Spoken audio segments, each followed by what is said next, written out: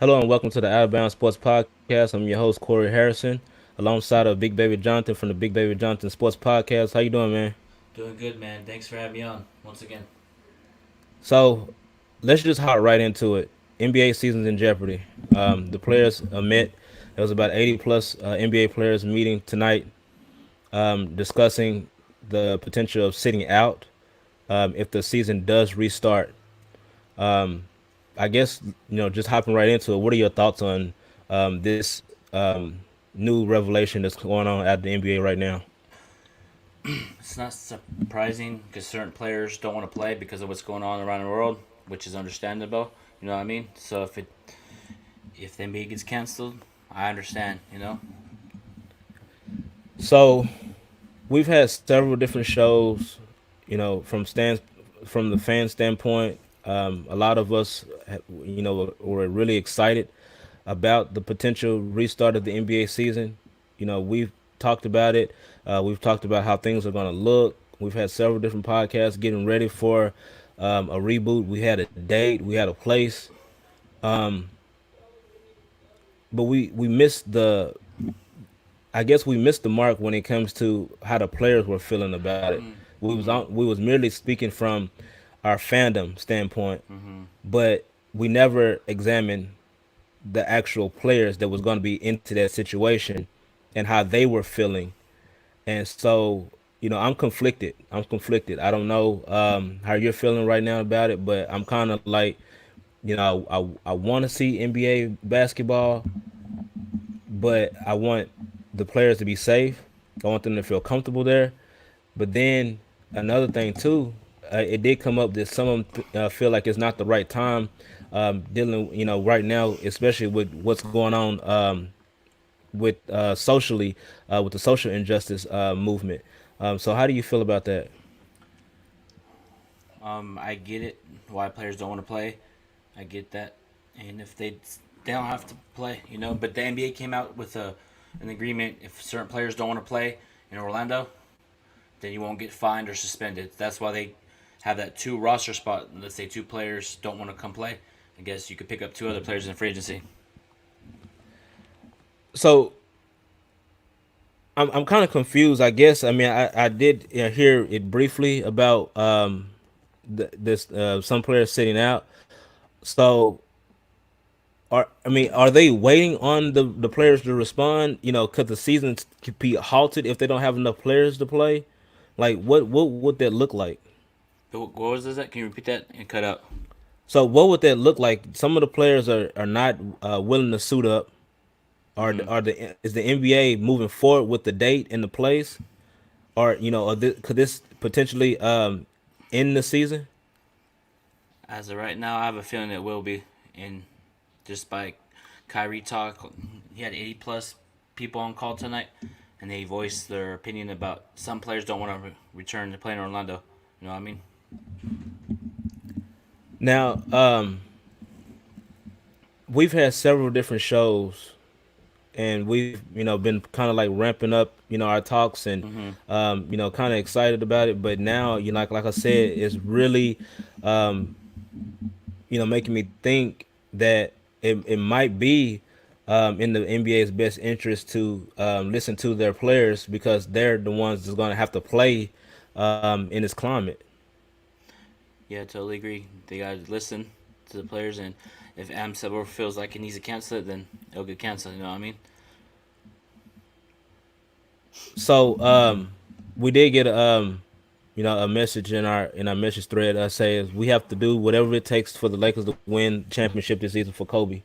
Kobe would have wanted this to happen. So what do you think about that? With the social injustice going on, with this comment, do you think if Kobe was here, he would want Laker basketball right now in this way? I'm not too sure about what Kobe would want.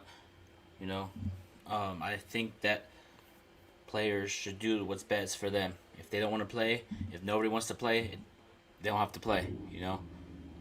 I understand it completely. Many agents have already pretty much went back and forth with the league Mm-hmm. and went back and forth with their players that they represent. and they was basically knowing, telling them about the financial implications of how a lost NBA season would look like. Um, we've already lost about $300 million in salary revenue, with a lot of the players losing some of the revenue because of the halt of the season. But Mm-hmm. a complete season, um, cancellation would be a financial blow to the league, not only the league but its players as well that are threatening to sit out. Kyrie Irving has went on record say that he really doesn't care about none of it. He's willing to give up everything that he has for this cause. He's doing what he's he's doing what he's what's that word? The right thing to do. If he feels like he needs to sacrifice his career to do this, then he'll do it. You know what I mean? Because Shams tweeted it, but he's willing to sacrifice everything. You know. Yeah, I mean, I feel like if you're behind the cause and it means something to you. It's just, I mean, I go back to the situation when Muhammad Ali was the world champion. I'm gonna Mm-hmm. go to boxing. He was the world champion. He was on top of his game, but a war was going on, and instead of going and fighting in this war because he got drafted, Mm. he sat out and said that he was not going to over there and go fight another country that did nothing to him. Mm-hmm. And he stood by that cause. He was stripped of the world championship. He was 3 years out of pro sports. That's 3 years of his prime lost for this cause. Money was lost, his title stripped, and that says a lot about a man's character. If something is that important to you, you're willing to go the distance with it. Mm-hmm. And so, for me, I respect that because it's bigger than basketball. Mm-hmm. This is about what's right. It's about how the players feel, and I feel like this was not something that the league considered. They was about restarting, regardless, and I don't think the players' best interest was in mind. Yeah, man. It's crazy times. 2020, man. And that's the thing too. Do you see LeBron? Um, I saw something. First take was talking about having a vote or something like that. Because the Lakers were Yeah, tweeting about it too. yeah, I did see that, but if if they're they have some players that are wanting to play. Mm-hmm. Some players are wanting to compete. I did see another tweet from Kyle Kuzma. He basically said that some of us still wants to hoop. He didn't specifically mention himself by name, Mm-hmm. but he was pretty much saying that's Kyrie Irving. That's what he's doing, but that doesn't speak for everyone. Now, Kyrie has a union position. He's the president of the union. Mm-hmm. He's not speaking to anyone um, in upper management when it comes to this situation. He's been basically meeting with the rank and file players. There was just a players only meeting, and he has not been communicative with the NBA on this issue at all as of yet. He hasn't had an official conversation with them about what these conversations were. He's basically met with the rank and file players Mm-hmm. that have these concerns about restarting the NBA. And we've seen this before where Kyrie pretty much goes radio silent when he's pretty much made up his mind to do something. Mm-hmm. He pretty much does it. And I guess I had some concerns before when they picked Kyrie for this role Mm-hmm. because he just doesn't scream leadership to me. We look at his last season in Boston and how the young guys responded to him when he was in the lineup and when he was out the lineup.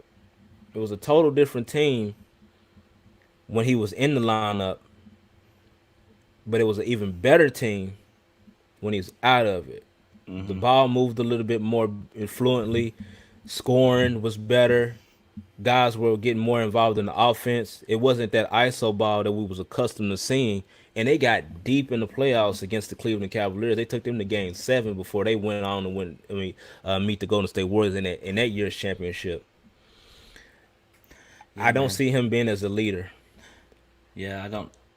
Because a lot of people say that about Kyrie, you know? And I see what you're saying about when Boston, when he was in the lineup, they had issues, like with like Gordon Hayward and Kyrie, you know, against Orlando, he's yelling at Gordon Hayward, you know. And you know what would fit well with um, Kyrie's position? I feel like LeBron would fit perfect to be vice president. I feel like it would I be don't. perfect. I don't know the criteria with that. I don't know how he was selected, and whenever I saw that he was going to be the new VP of the Players Union, it was a head scratcher for me because I was like, you know, he's a terrible leader, and then you have him speaking on behalf of the players on certain things, and I was like, really?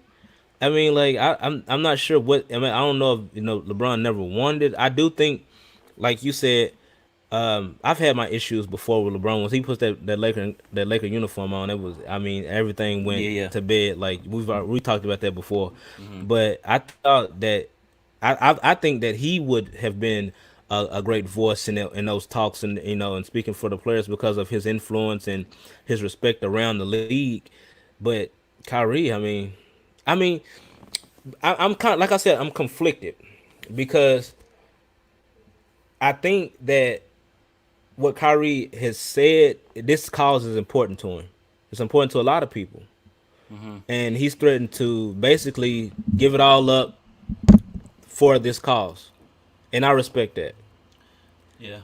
And sorry to cut the podcast short. I got a text that I got to take care of some right now. Personal stuff. Sorry. Okay, Okay. Thanks so for having me on, Corey. that is our show today. Big baby, I do appreciate you coming on to the show tonight. And hopefully we can pick this subject back up maybe on our other show. Okay, for sure. Sounds good, man. All right, All man. right. Later.